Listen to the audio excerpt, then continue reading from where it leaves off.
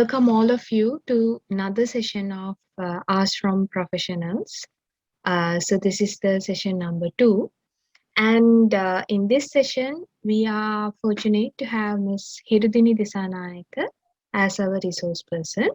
As you all know, this Ask from Professionals session or series of Ask from Professional series is actually an initiative taken by the SLIT Business School alumni to give an opportunity for the past students to get linked with the current students, and also current students to get to know who are their seniors, and thus expand their network.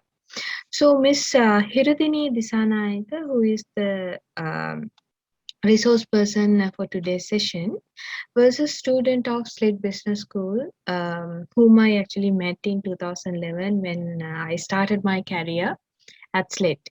So I have known Miss Hirudini therefore for more than 1 decade now.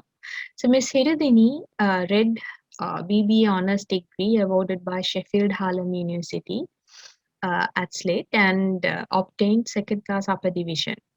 Apart from academic work, Ms. Hirudini was an active member of Business Management Student Council and overall at SLIT Business School.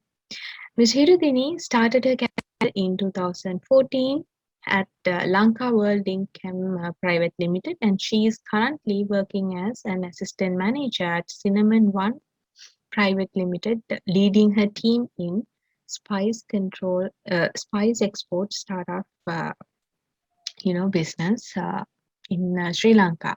So without further ado, let me invite Ms. Hirudini to continue the session. Over to you, Ms. Hirudini. Thank you, Ms. Dilini. Hello to everyone. First of all, thank you, Ms. Dilini, for giving me this opportunity to talk into my juniors, as we say, and share my knowledge, my experience with you all, as well as answering all your questions. And first of all, I'm really happy to see the set of questions that you have asked. Like that is a good thinking from all of you at already in the university level. So without any further explanations, another thing I'm trying to I have tried to arrange your questions in some sort of a flow, so we can discuss everything in a flow rather than picking everywhere and everything. So the first question I have selected: if someone changed their current career path and try to find another one, then it can be in a new door open for new successful journey, or it may be effect for getting unsuccessful. So in this question, in this manner, first of all, you have to understand why you need to change your career path that you once thought that this might be important, this is my passion, or this suits my capabilities. So you need to have a clear understanding why you are deciding to change this career path, because it should be for the right decisions, right reasons, than some external pressure you are getting or anything else. And changing that, changing career always, not always, but almost all the time means that you are starting from the bottom, because you might not have the experience, you might not have the capabilities, you might not have the all the knowledge and everything. So that means you are starting from the bottom, and also you will be learning. So you have to be mentally ready for that situation, that scenario. Maybe like you might be in a good position in your career now, but you have decided to change that, mean that you might have to start from the bottom, or a lower level than you are now. So you have to prepare yourself mentally for that situation. Also, and same thing, you can't expect the instant success out of that. Like you join, imagine you are changing your career from HR to marketing. You can't expect to have instant success within 1 week, 1 month. It takes so much effort, so much time to get to an acceptable level, but never give up if you are doing that for the right reasons. So and also remember, this is a new career, new path, so you need to have some additional energy, work extra hard, and learn from the scratch. Never be afraid to ask questions from who are already in the that industry, say your colleagues, your batchmates, whatever. So saying that, I selected this as my first question because I myself did this risky thing, because I used to work at the products PLC with a steady job and everything. So it was a very comfort zone to be say, like the work was hard, the work was like hectic, and you have always had to be on mobile phone, should be on call and everything. But in my head I had this passion for the agricultural food and everything. So like I need to something that actually matters to my country and to my that agricultural stream where most of the like lower level people can positively get affected. So this is more of a change in industry, but I was like that I have decided to change it. And so far, like it was not easy, because when I started at NMK as a senior executive, my same batchmate was a senior manager there. Because I have to start as a senior executive because my experience is low in that uh, area. I had to start small, as I mentioned. But so that's why I said that you need some mental strength to go through that situation. But now I think for me it paid off, because I was strong in a way, not every day, but strong, and I learned everything, every possible thing. I read, I did research, and everything. So it paid off for me, and hopefully the question was asked by Dilshini, by the way. If this is one of your currently that you are planning on doing, I hope your decision will pay off as well. So going to the next question, I have conjoined two questions from Nimant and Hussein. What is the best career decision you've ever made? And what are worst career decisions you ever made? So as I mentioned, leaving the products PLC for following my passion was the best career decision I ever made. Uh, as I mentioned, it wasn't successful at the right moment that I left DPL, but it took time, it took effort. But it is right now, like doing what I love. It is some sort of a self satisfaction, and also it was a kick start in my career hierarchy, because it was like I said, it I had to start as a senior executive, whereas my colleague, my batchmate was a senior manager there. But I took my chances again and joined Cinnamon One, and even though and now like I'm managing my own team, my own export team, so it paid off for me, thankfully. And for worst decisions I've ever made, uh, is not doing an internship during my university days. I don't know why I did that. I still can't remember. Maybe I was involved in my family business as well, and I wanted to for once. I wanted to focus on my studies only because during my school days I was always out and about, being a prefect, being at societies, being in sports. So in my mind I think I wanted to for once focus only on my studies. That's why I did that, but for the date I regret that very much, not doing an internship. And by the way, if you have any questions, please raise your hand and ask me. I'm going on and on. So if you have any questions, please ask me. Okay, so this is the next question I have selected. The question asked from Sashini. How do you successfully face a job interview for the first time? I think in our years, this was we had this mock interview kind of thing arranged by our business school.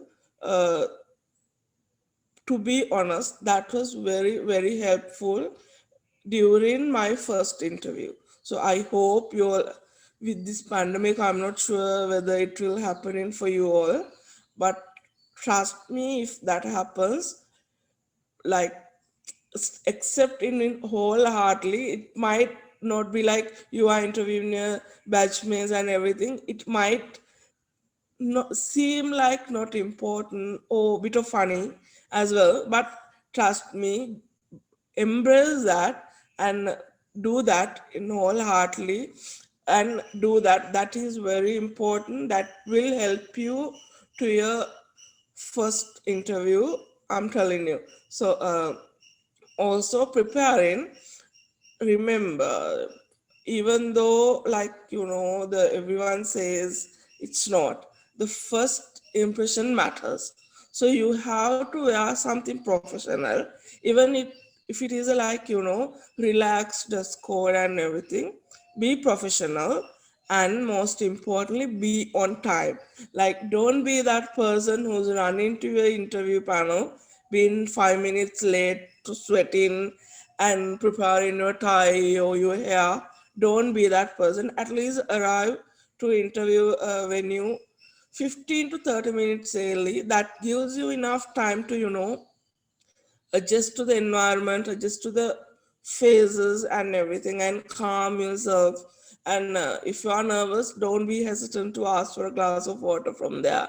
Like, calm yourself enough so you can actually be yourself at the interview. So give yourself time, be relaxed, arrive on time, and do a thorough background check. It has to be about the company, and it has to be about the job as well, because it can be like various companies and various expectations from you.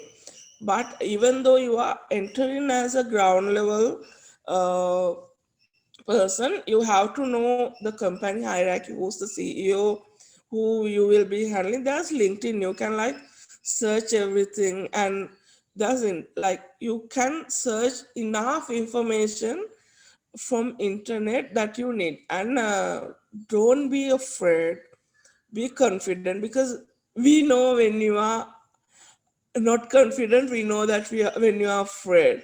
So the person who interviews so and also in my personal experience, I prefer to recruit someone who's not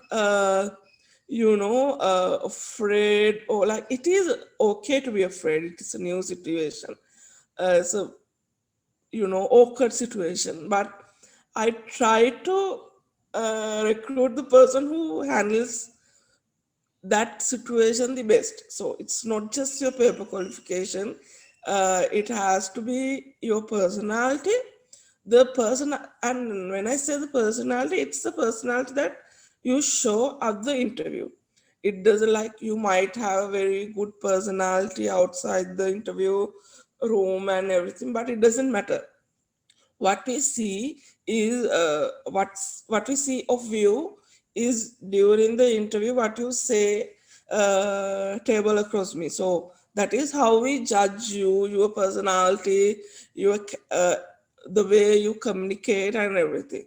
So it is very important that you show your confidence and at least show how you manage that, the manage the awkward situation, and ask around from like, also when you are entering an interview or a job, don't be hesitant to ask around, because sometimes even though say that you are getting selected to a job that you are actually not comfortable of doing it, like for me if it was like uh, accounting related job at my first interview or first thing, I will be very uncomfortable. So ask around about the company, about the job.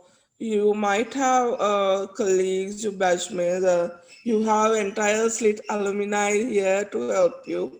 Please don't be hesitant to ask around, and because you need to get an understanding what you will be doing and how you will be doing that before going to that interview and getting selected.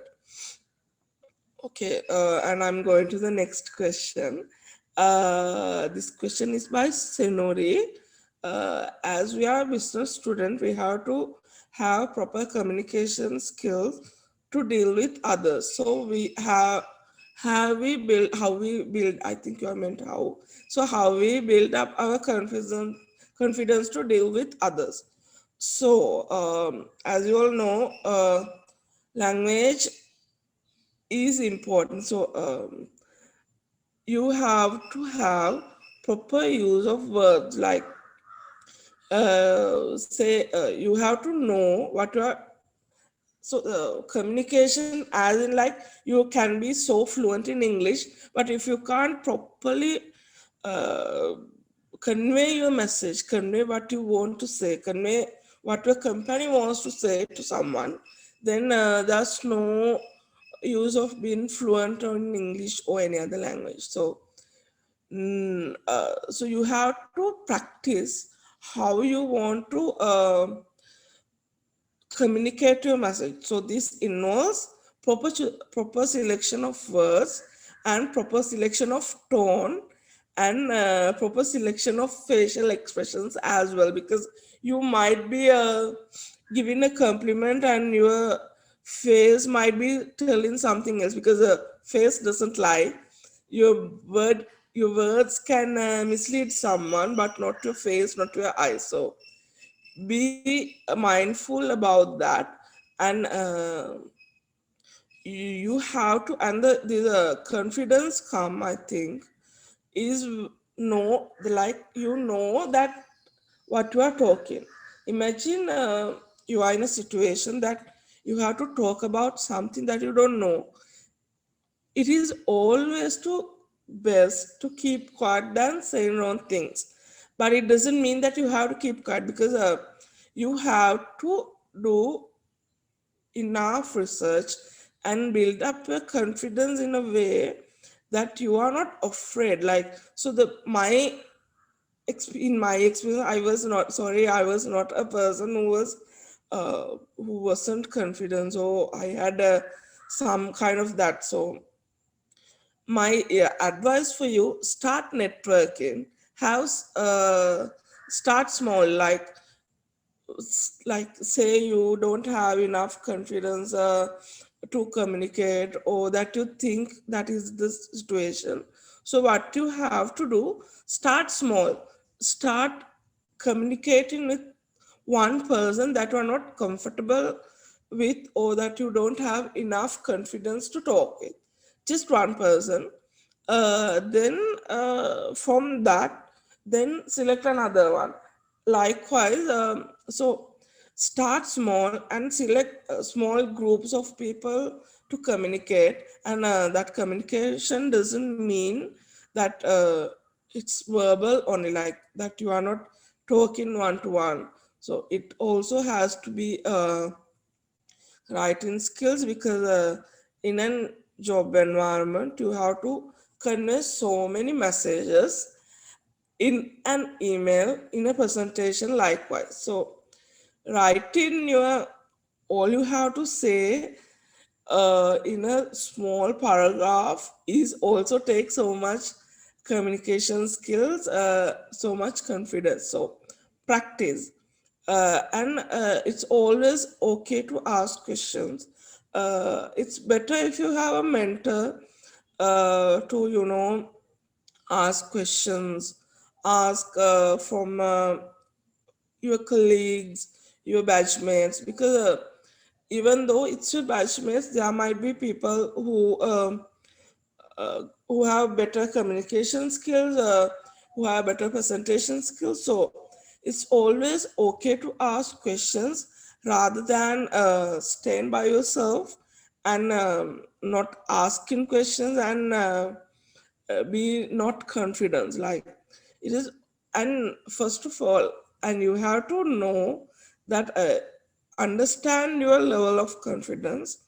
That is very important, and from there you need to, like, you know, you first of all you have to have that gut, that effort to build up your confidence. Like okay, I don't have confidence to do this, I don't have confidence to do that, and staying in your own corner that will not help you in any type of environment, whether it's school, whether it's university, whether it's your working place. So it is very important that you are trying to outgrow uh, your negative points per se. So it is very important that you know your place, but not knowing your place, and you want to know what you want to achieve. That is really important. Going to the other question. Um, how do we cope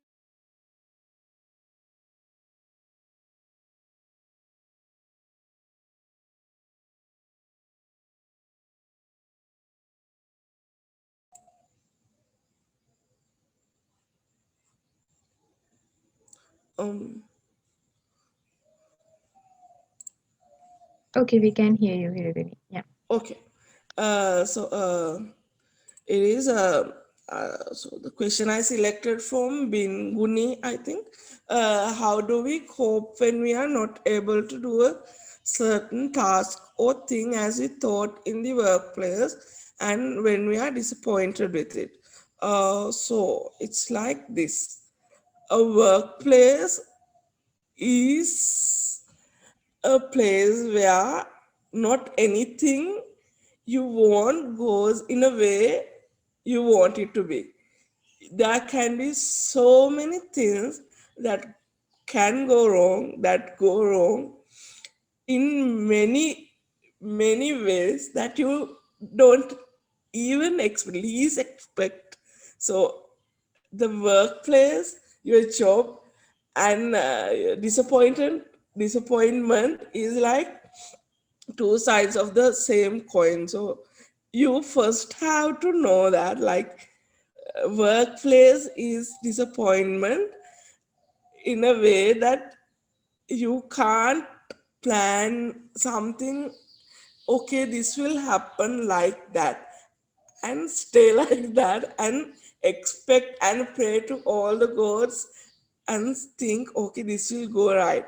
No, you have to know that many things can go wrong in an organization, because it's so much of people involved, so much of people involved, so much of technology, so much of systems, so much of machines, whatever is involved, so much of customers, because overall it's so like a group of human working together to achieve one task. So it can go wrong in many ways. So disappointment is what you have to expect at a workplace, but coping it, so knowing that is the first step of coping it. Like, it is to be disappointed whatever you do. So, and understanding that it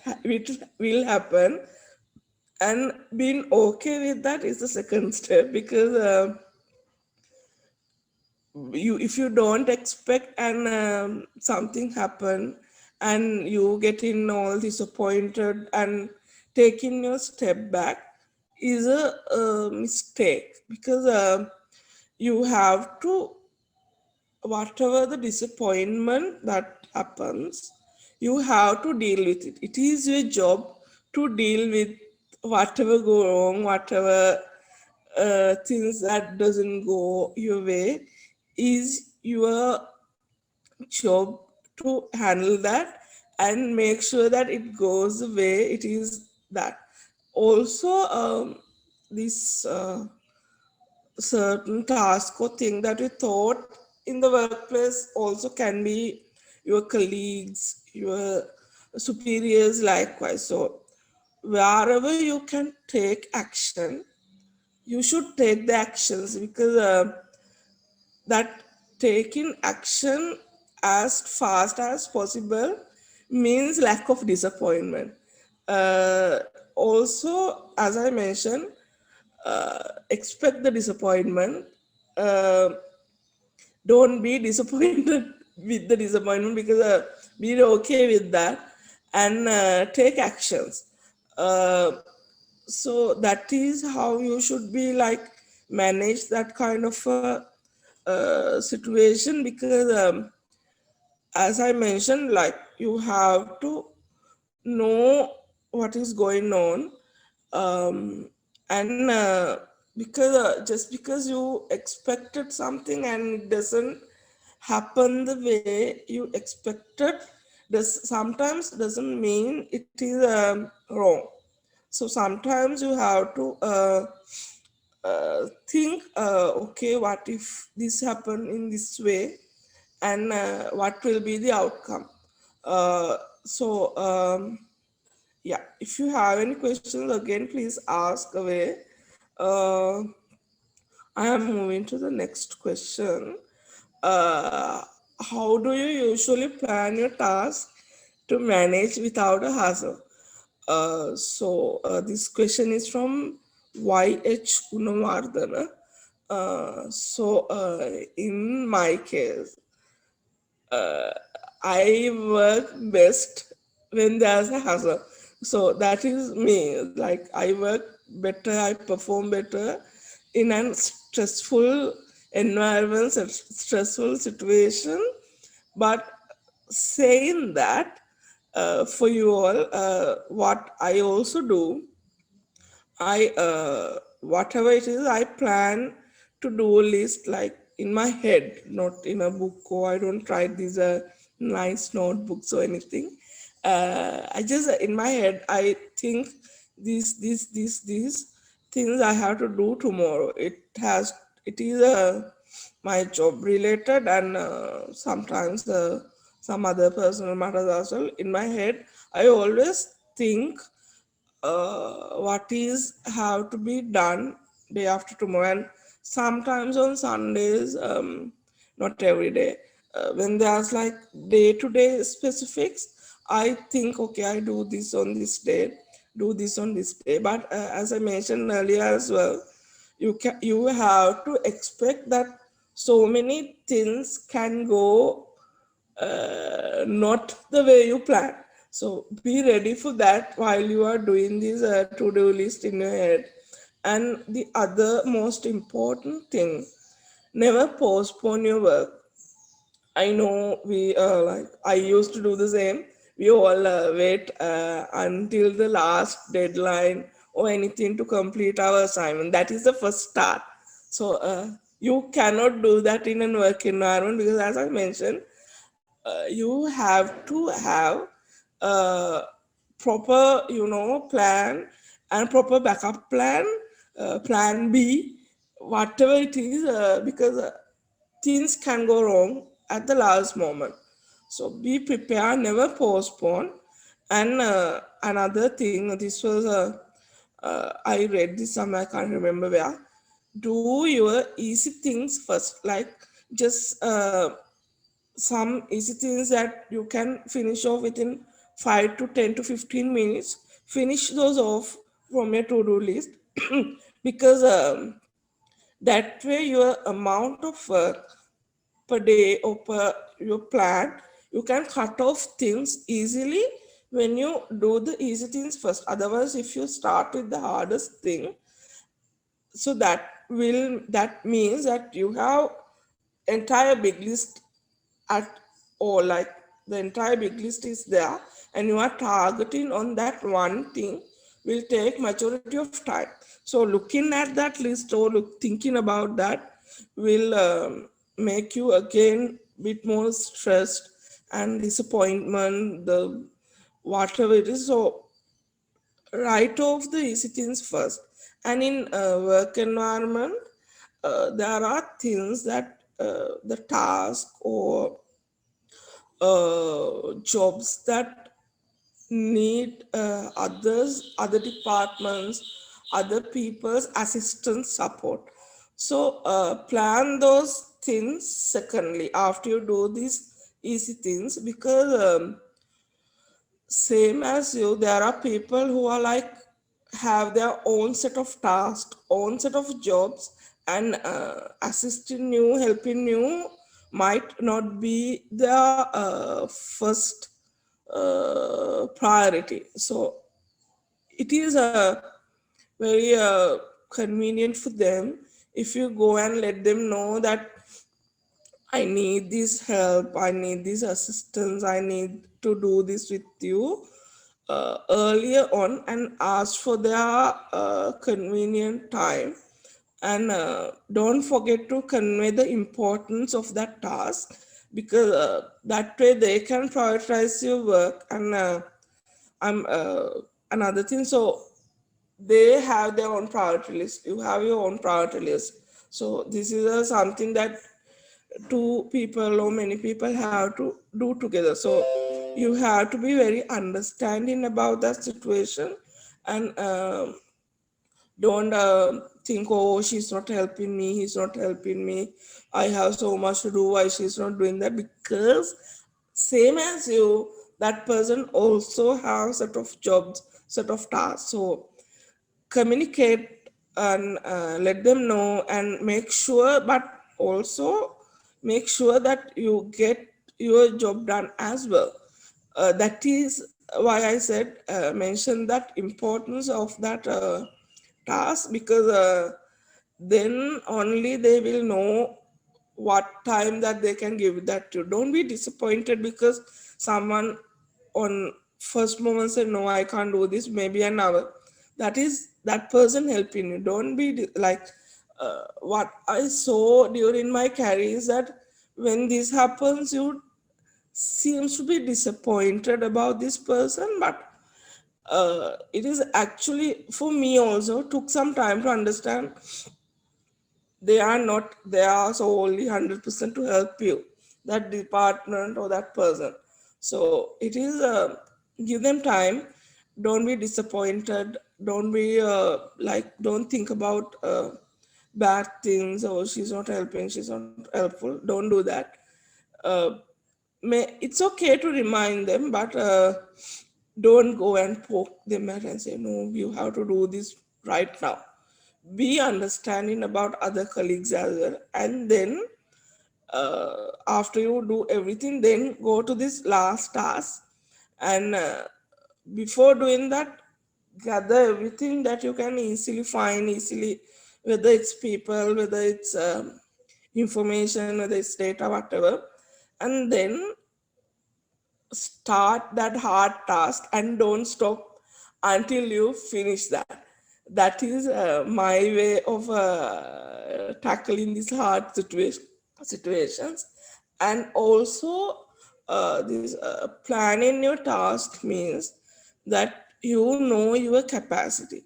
say some people work unlimited, like unstoppable during that 8 to 10 hours at office. Some people needs to take breaks. It's okay because we are different.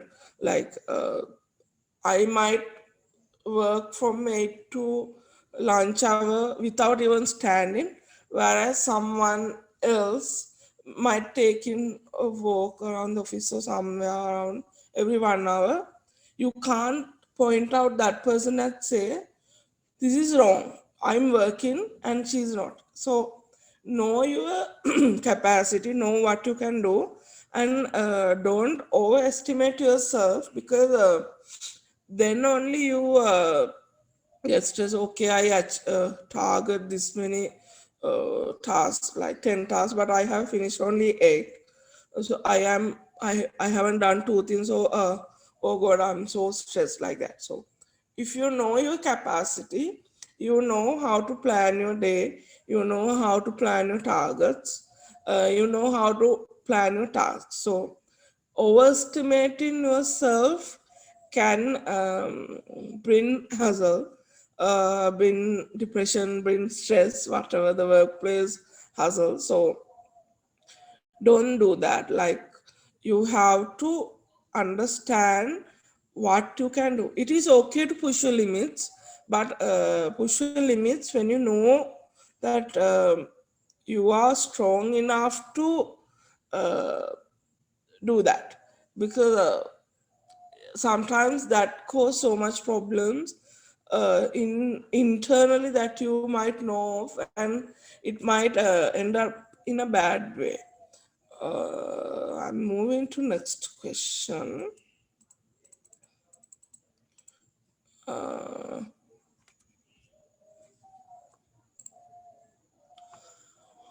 okay, how to motivate employees for the job? This question is from Prasadi. First of all, this is my perception as a superior, as a person who leads a small team, not as a HR professional or a person who have years and years of experience of leading and motivating and satisfying people. So, in my personal understanding, employees are the organization, because if you like don't have a set of motivated employees, it can go wrong in many ways. uh, so my personal opinion on this motivating it, some you have to understand that people are different, and some can be motivated from the reward. Some reward is not enough.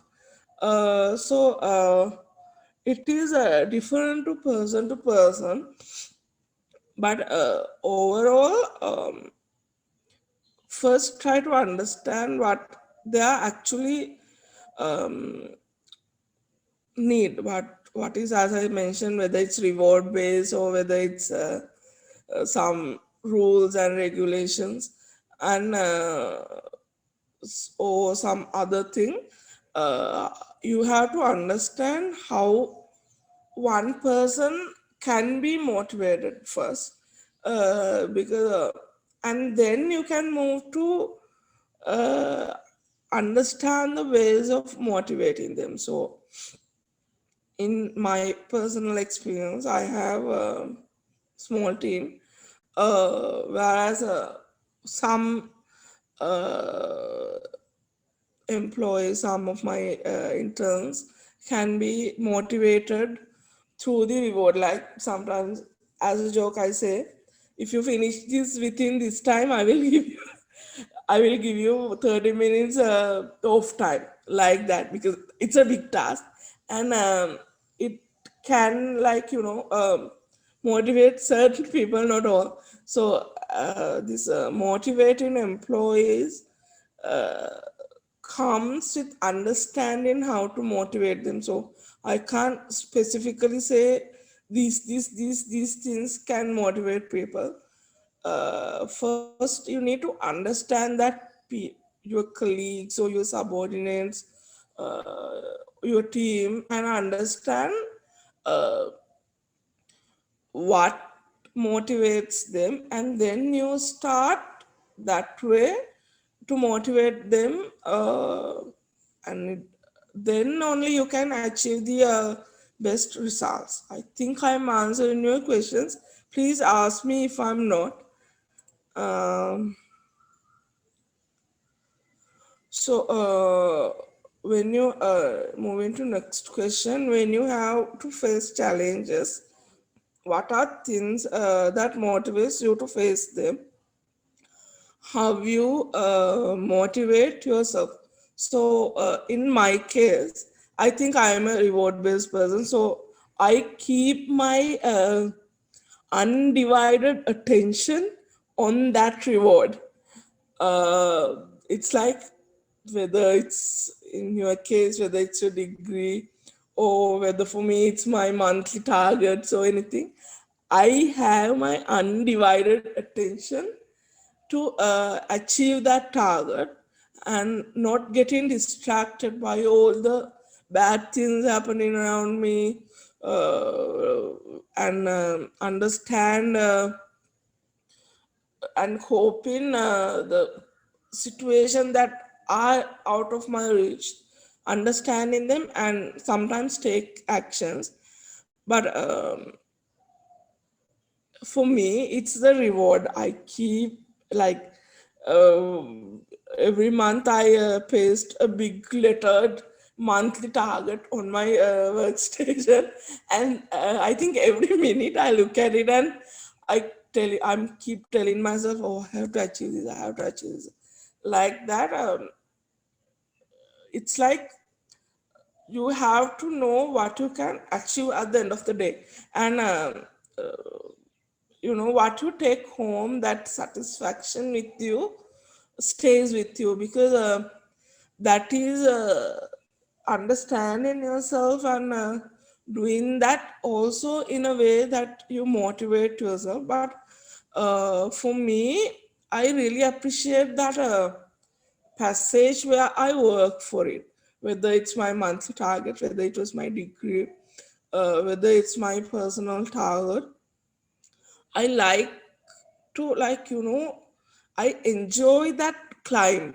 uh, what I do, towards that, like, the sacrifices I made, the actions I take, the decisions I make, the whether it's wrong, and from that wrong decisions I learn from my next time, and that right decisions I actually celebrate myself personally.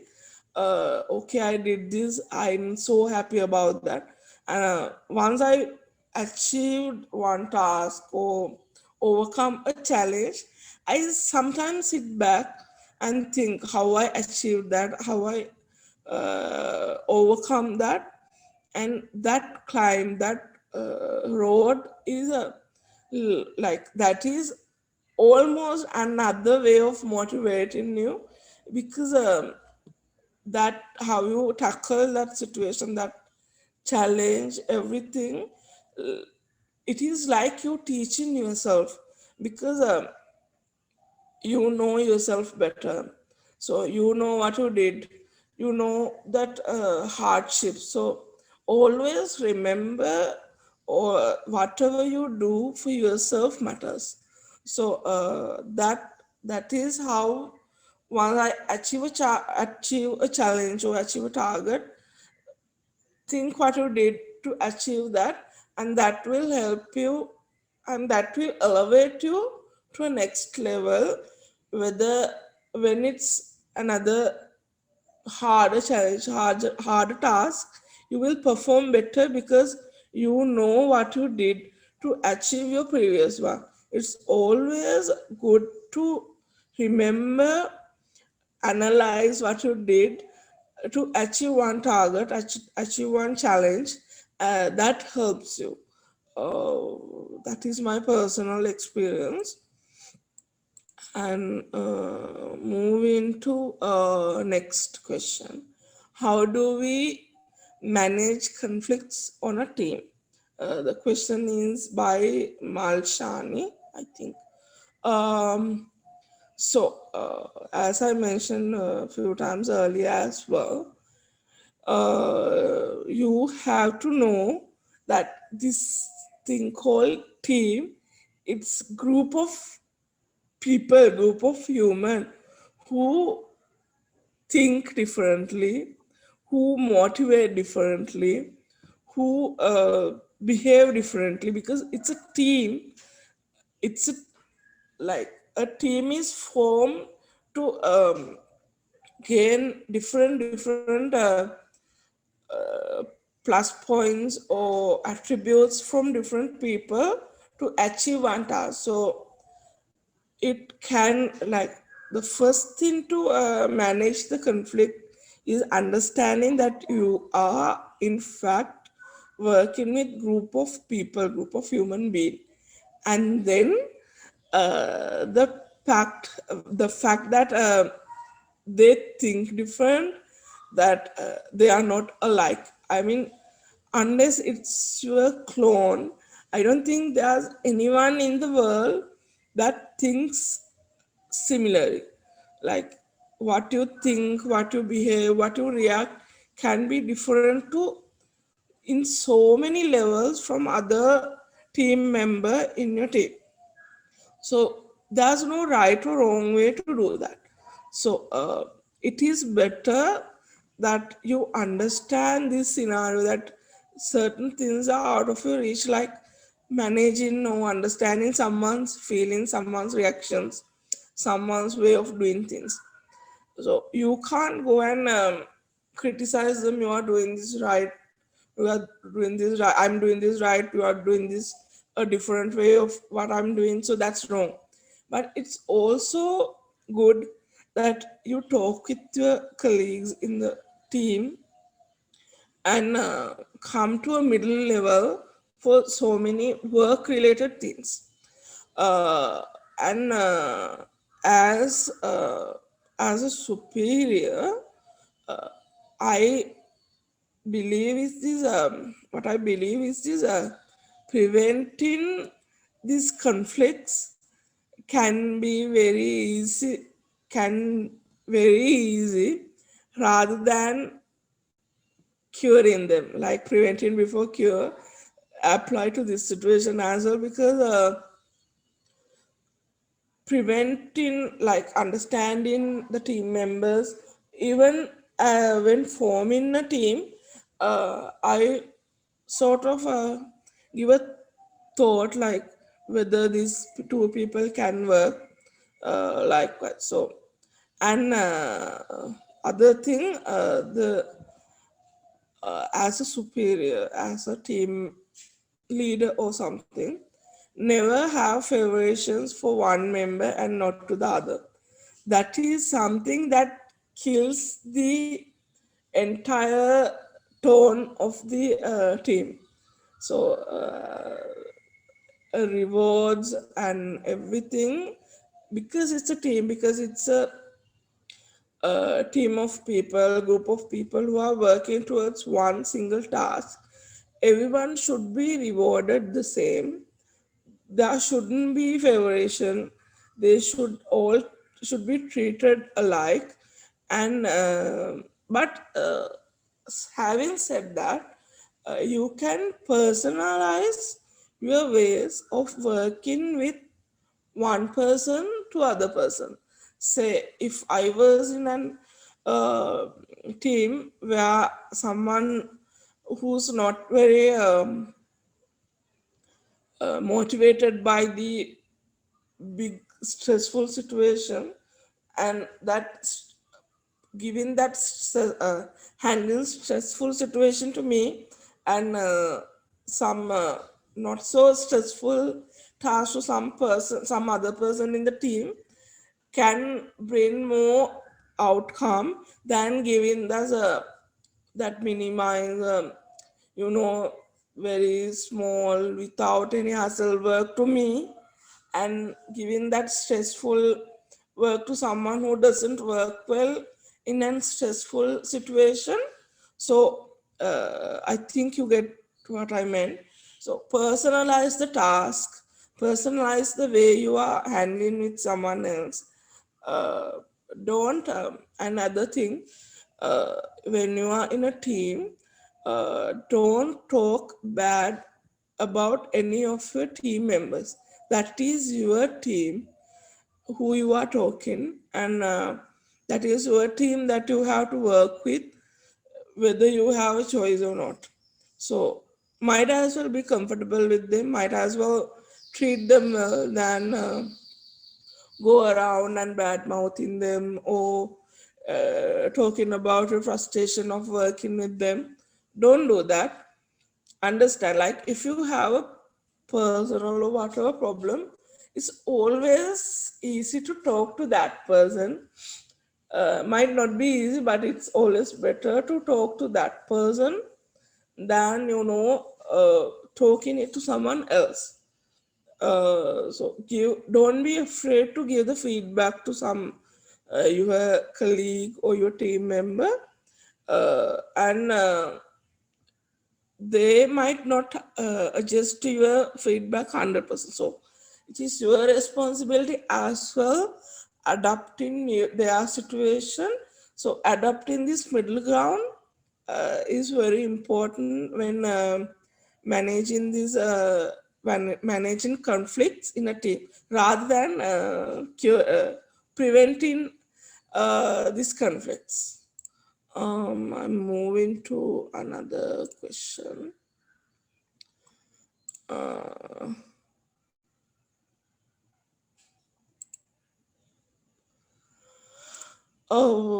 Miss Dilini, I think we have only 5 minutes left, so I will select one last question. Uh, Uh, Hirudini, we are okay as long as it fixed with your schedule. I mean, I no, know the that thing is, I have you to have to be go. to Yeah, Attala okay. by 11, Right, okay. so I can like stay for another 10 minutes No max. problem. Yeah, yeah, Uh, no problem. Okay, thank you. I skipped some questions, so to have some time for Q&A session as well, I will go for the last question. How do you balance your professional life with your personal life? This is from IS Madhuranga. So it's like this. First few years of your career is very important for you. So uh, it is um, it is okay to give much attention to your professional life rather than your personal life in first few years. This is my personal opinion. I might be wrong. This is how I did that. Rather than focusing on your personal life, but that doesn't mean that you have to give that up entirely. I myself, actually, I might be the wrong person to answer this question because I'm 90% workaholic. I'm thinking about work half of my time. Uh, I do, and the other thing is, I don't have much of a personal life, so managing this professional and personal life was not that hard for me because as I mentioned, I am more professional and less personal. But I think as I mentioned, the this first few years in your career, when you are involved in your professional life, have some personal targets. So where you say it can be different from person to person, whether you want to achieve a higher position at your company that you work for within 2 years, or whether you want to buy yourself a car, whether you want to buy yourself a house. So set this personal target, and so that can be your driving force for your professional life, uh, but doesn't mean that you have to give away your personal life to achieve that personal life target. So yeah, so professional life means like you have what you end up with this professional life or personal life achievement are your self satisfaction. So remember, you can't push yourself in a way that you break yourself. uh, I'm sure, like when you start working or if you're already working, the companies now focus more on your mental health as well, because you can't. A person has to be good in here to everything, like that personal mental health matters in so many ways that you can't break yourself trying to achieve something. Don't push yourself hard that in a way that you get so stressed, because at the end of the day, whether it's your fat salary packet, or whether it's your highest position, or whether it's your biggest car, you have to be there. You have to understand that it is you that you should impress. It is not anyone else that you have to impress. So understand what you actually want, not anyone else around wants you, and take chances towards that, and never compromise yourself, never compromise your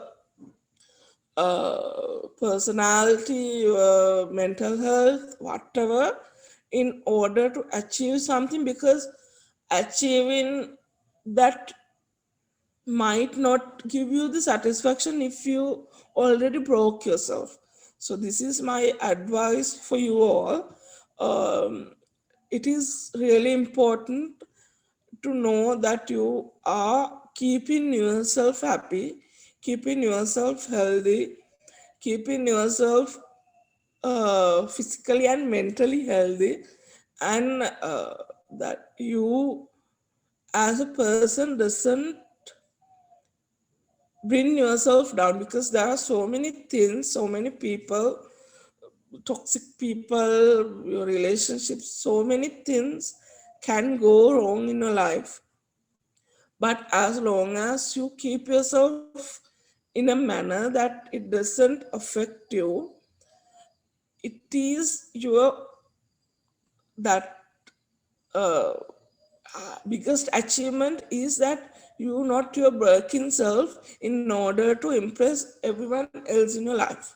So that is my advice for you all. If you have any questions, please ask away. Miss Dilini, I'm not sure whether they have any questions. Are there anybody would like to ask additional question from Miss Hirudini? Okay, apparently not. So thank you, Miss Hirudini, for taking time off from your busy schedule and join with us today. Even I know that you're having a appointment today. So without further delay, let me wind up the session, and you may engage with your schedule. So thank you very much. We enjoyed really a lot. I learned many things from what you have shared, especially about time management, how you can allocate your tasks and allocate time accordingly. So thank you very much for all the knowledge that you have shared with us. And yeah, so we wish you best of luck from faculty. And Thank you, Miss Dilini. okay, so hope you will join with Take us care. like Thank you this. very much. Okay, you too. And yeah, be Okay. safe. Thank you. Bye.